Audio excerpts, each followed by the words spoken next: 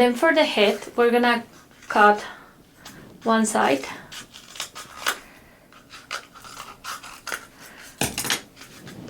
One curve end to end is gonna look like this.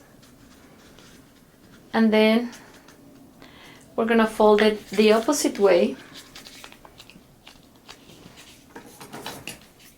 And we are gonna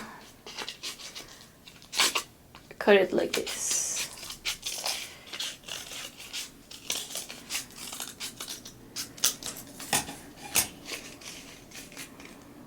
And with this, we have two heads.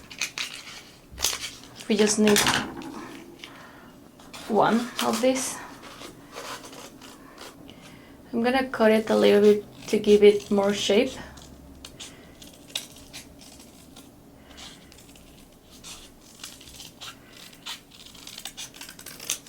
Okay. And then I'm gonna use my glue gun to glue the front,